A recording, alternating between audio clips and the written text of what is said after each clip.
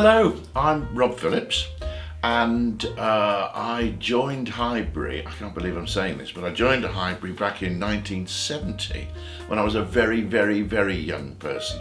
I think I was three. No, I wasn't three at the time. No, I was a teenager. I was 19 at the time. I think my very first production was a thing called The Fantastics, which was an off-Broadway musical.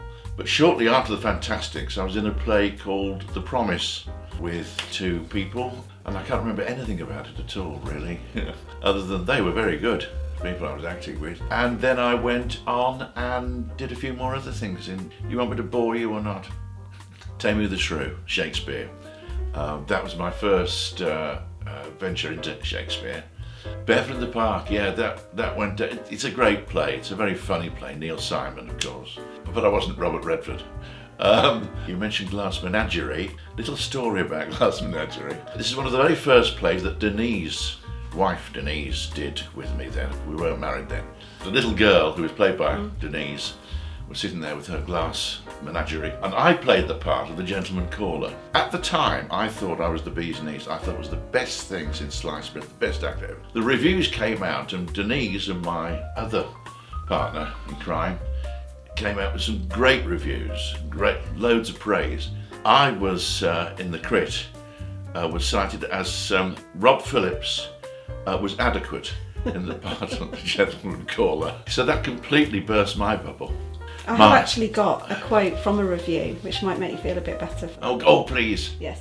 The cast has got the essence of the characters and at the same time gives full play to the flashes of humour with which the drama is illuminated. It's very nice, absolutely, yeah. Make you feel a bit better about Well, I was still adequate. There's always a story. I'm sorry, this could go on forever. Okay, Nasty Neighbours. It was about nasty neighbours, basically, and I was one of the nasty neighbours. It was a comedy. It was sort of tragic comedy. And the one following that was Run for Your Wife, which is another comedy, and the reviews for that were really good as well. Did you enjoy that one?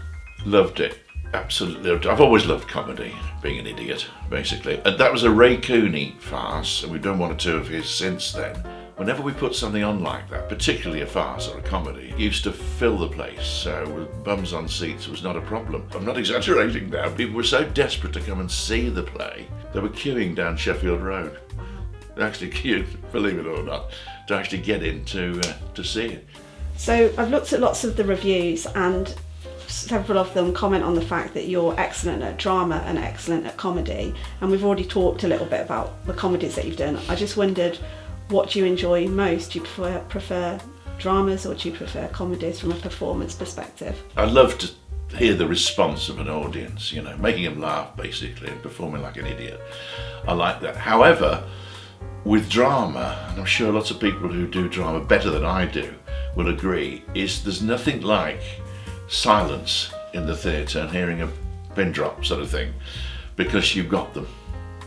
So even in silence, with no response at all, you can judge whether it's going well or not. One of the reviews I read was from when you were in Educating Rita by Willie Russell in 2013. Mr. Phillips is the best I've seen him perform. He is assured and confident, but vulnerable and measured. The great thing about that play, because Willie Russell's a brilliant playwright, and again we've done a few of his since then. With that play, he combines poignancy and really a lot of drama, because it's about an alcoholic professor who introduces or tries to be a mentor, really, to the girl, the hairdresser that comes to see him, Rita. It's very funny in parts, but also very poignant in parts. It's my favourite part, really, down the years, because of that combination of things, able to, I'm showing off now, but able to convey both the dramatic side of a character as well as the comedic side. It's just a brilliantly written play, which does help. So your most recent role was as Jefferson Steele in A Bunch of Amateurs, which you appeared in with Denise, your wife. What's it like being directed by your wife, acting against your wife? Terrible. As a director, you need to have the ability to see stuff, to see things beyond really the script almost, and she does this. And she's directed she directed Educating Rita, actually, and since then a number of plays. Bunch of Amateurs, in a way, it sounds a bit silly this, but in a way is similar to Educating Rita in the structure. because it is quite, sad in parts. This guy, Jefferson Steele, is so deluded, a bit like the guy who plays him, so deluded. He thinks that everything, that he says and does will gain the right response. Denise, she ran the little society, the amateur group that Jefferson Steele sort of by mistake falls into. Anyway, we actually did a dual production a few years ago. I'm trying to remember what it was. The one with bouncers. Bouncers and Shakers, thank you. Bouncers, which is all about a nightclub and the guys at the door and all the rest of it.